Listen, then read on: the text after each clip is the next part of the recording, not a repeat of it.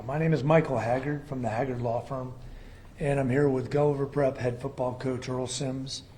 We're here today to represent Deshaun Perry's family in front of all of you.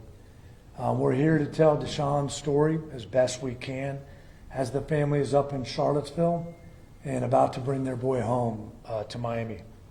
The family will be available to the media when the time is right in a couple of weeks as they get through this initial grieving process and have services for Deshaun.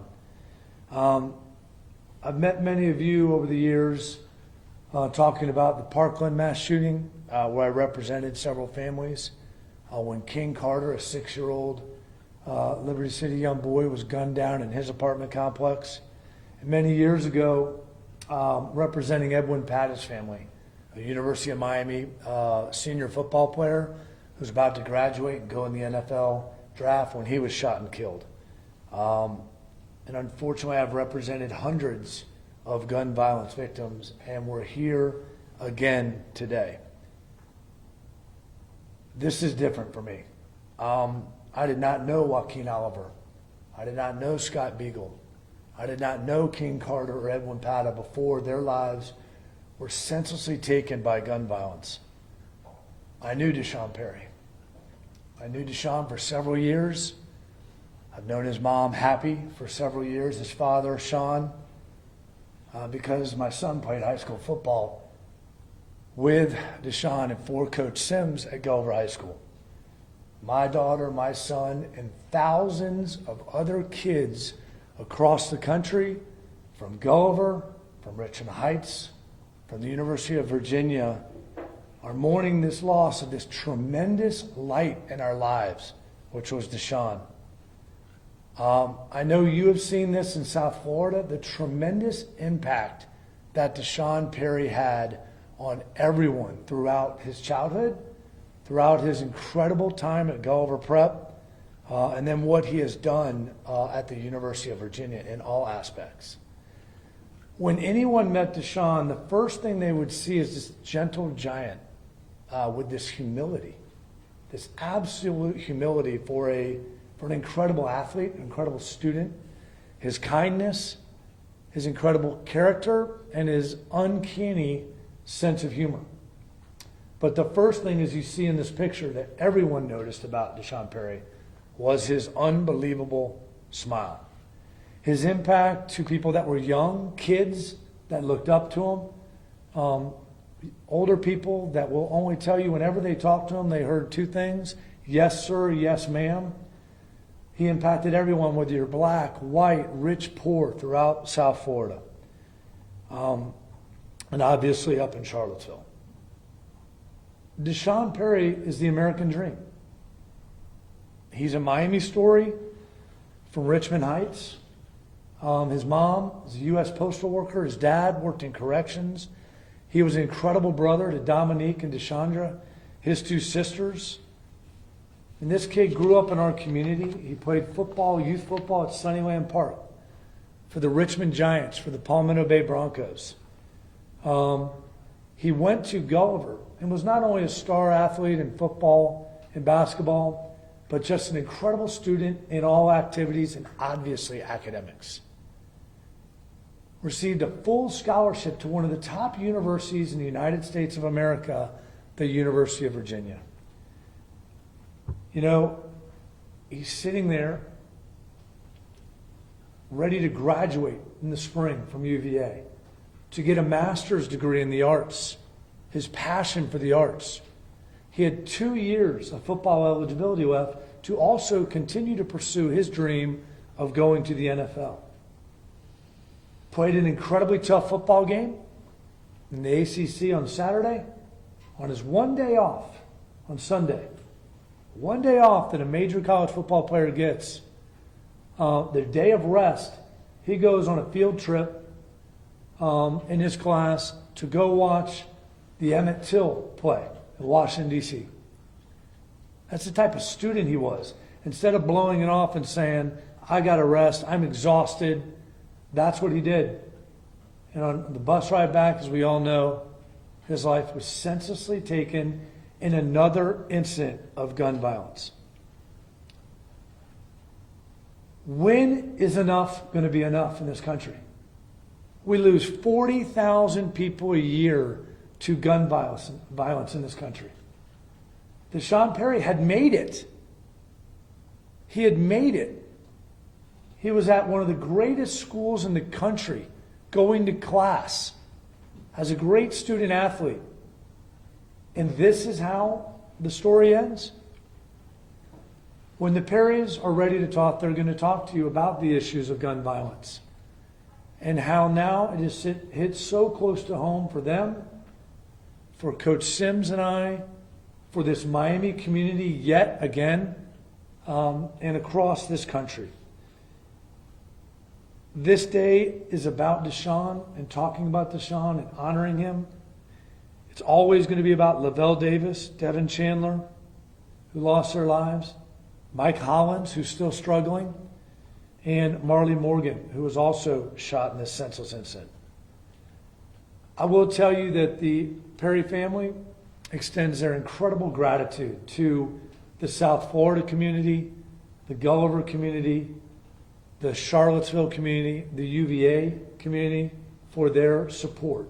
They also ask that everyone be there for them when they begin their journey as yet another family that has been impacted by gun violence. I'd like to turn it over now to Coach Earl Sims, who not only is Deshaun's coach, but his mentor and really his second father. So Coach Sims. Thank you. First, I'd like to acknowledge the other two men, Lavelle Davis Jr. and Devin Chandler and their families and communities mourning this senseless loss of life. Our South Florida, Richmond Heights, University of Virginia, and Gulliver communities all stand with the Perry family and express our sincere, heartfelt sympathies as we all mourn the loss of Deshaun Perry.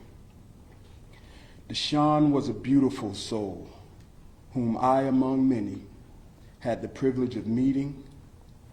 If you look at his picture, and if you just came in contact with him, his smile would light up a room. I echo the sentiments of several of my colleagues when I say that Deshaun was a delightful, respectful, hard-working person who was one of the best overall young men our communities had to offer. Sure, he was an athletic, three-sport athlete with a high motor and a fierce competitive nature, but he was also, to his core, kind, thoughtful, and caring. Deshaun believed in God and had a strong faith. Some words from his fellow teammates from last night's Zoom call was, Deshaun loved people, he loved me. Deshaun helped people and showed us the way we should live our lives. Everyone on that call was grateful for his brotherhood. The last thing that I would say is he was like a son to me.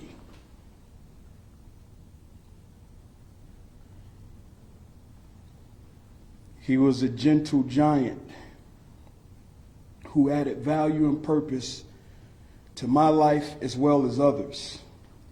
He'll truly be missed, but we'll make sure that his legacy lives on.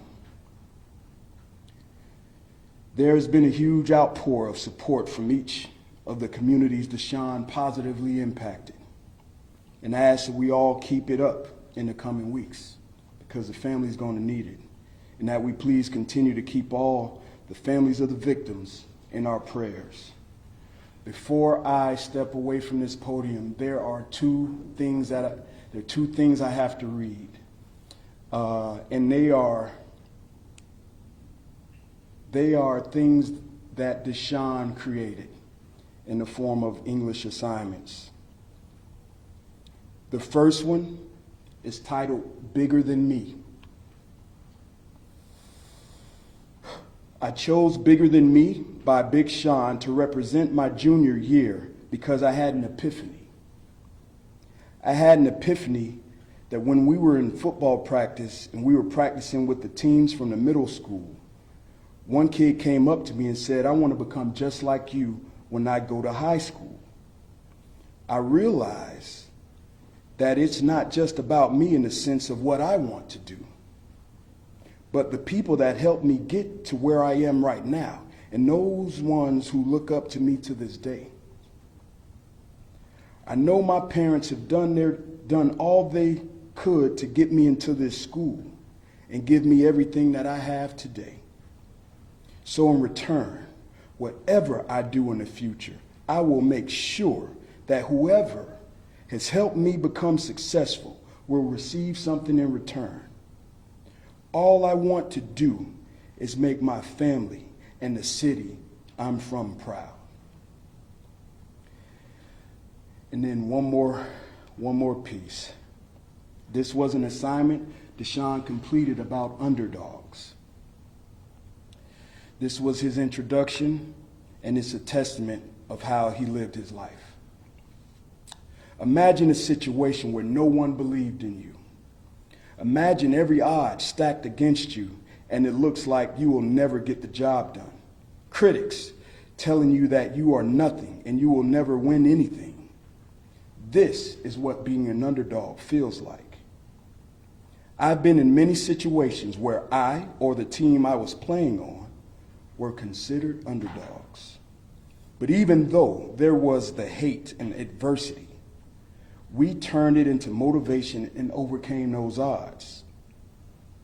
Many people didn't believe in our team. People called us too small or a team without much talent. Many didn't believe what we could do, but we proved them wrong anyway. My favorite example of being an underdog and proving everyone wrong would be my first homecoming game of my high school football career, one that I won't forget as long as I live. Thank you. Questions? For the coach, you said he was like a son to you. Do you have a specific memory or any details on why he was like a son to you? What made him so different than others? I saw Deshaun every day because we traveled together to school. There's nothing that he wouldn't do if asked. I remember specifically asking him to go down to the middle school with me and just, help to inspire the young ones who look up to him to continue playing in high school. And he did without a doubt. He was always giving of himself. As a matter of fact, I also remember different community service events where we partnered with the Dolphins and we helped to create food baskets and a food giveaway, something that, he didn't have to do, it wasn't required. Same thing with the Cancer Challenge and same thing with many other events. But he always wanted to give, and that's what he lived for. And I think that's how he left, still giving.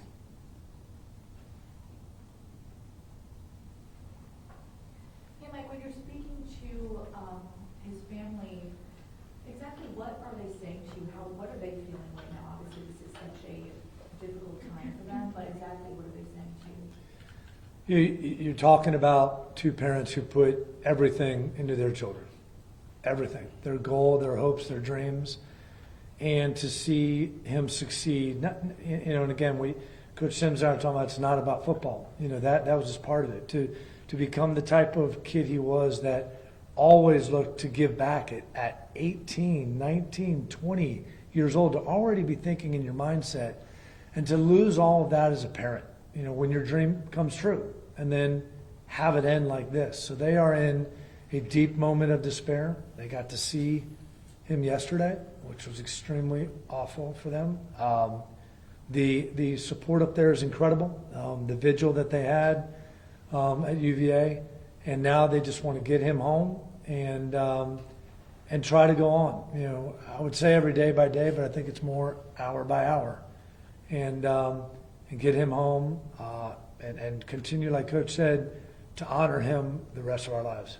You have represented the Parkland shooting victims, the family members of Scott Beagle, a teacher who died there, and Joaquin Oliver, a student. You had mentioned that the parents want to address gun violence, and you were also talking about kind of a legacy. Do you think that the family flagged that are they working with those parents and the family members of the Parkland murdered on issues of gun violence? Would that be part of his legacy now? Well, I think the first thing that his mother Happy said to me is, I want to be part of this solution. We have to stop this. I could tell you, I mean, Manny Oliver, Patricia Oliver, Linda Beagle, and Michael Schulman, the parents of Scott Joaquin, were some of the first people that reached out to me. I mean, the hope I have for Happy and Sean is I've seen the incredible power of these parental victims before. I don't understand it. I think that they have some type of super strength. I truly, as a parent, cannot understand it. But Happy and Sean want to be involved in this. They know it's going to happen again. I mean, the worst part of this is that everybody in this room, everybody watching this news conference knows there's going to be another mass shooting in the United States, if not today, tomorrow. We all know that. And as a society, we have to do something. And this family is committed to doing that.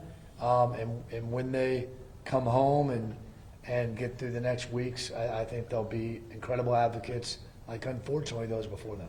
Have officials in Virginia spoken to the family of why this happened? I mean, Yeah. Was there any dialogue as far as the intervention? I mean, As we all know, the investigation is ongoing, both in the criminal aspect and others. So most of the talks between the families has been about, getting Deshaun home and dealing with those logistics, and obviously we'll be involved in the investigation. Because there's some similarities between Parkland and this in terms of missed moments, right? With the shooter, with the gunman? Yeah, I think today is obviously about Deshaun, and the investigation's ongoing, but we'll certainly talk about that at The some reason point. why I try to flesh it out, as you were saying, as we try to get a little bit more of the parents and understanding, it sounds like from you, that their focus is really going to be on gun violence. That's going to be their message when we hear from them. Yeah, absolutely. Do we know when he's coming back home to Schaumburg? We're hoping today, but it'll be today or tomorrow. any other questions?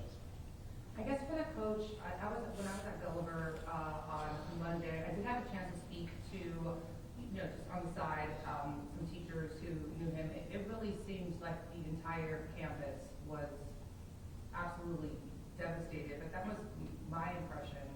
Are you able to help us understand the impact on the campus right now? So it took a while for me to even be able to return back to my position as a teacher and coach. I just returned to school today. But the amount of devastation cannot be described, because every moment is dedicated to just thinking about the inconceivable happening. Deshaun was a beautiful flower in our garden at Gulliver. And when he got transplanted to his next school, we knew he was going to continue to grow. But, God picked that flower. Coach, when you saw the news and you knew what happened, how long was that moment? I was praying that his life would be spared. But when I found out that he had passed, I was shaken to the core. I have a strong faith as well, but I was shaken so much that I couldn't feel the feet under me. And I went and, to be with the parents. And that was tough, because the amount of grief we all felt is because we knew the promise he had. And because it's like extracting life or extracting a huge tree out of the ground, certainly leaving a big hole. Still feel that every day. I thought initially that being alone would help me to process everything, but then I realized I needed to be around everybody who loved him and the people I love too.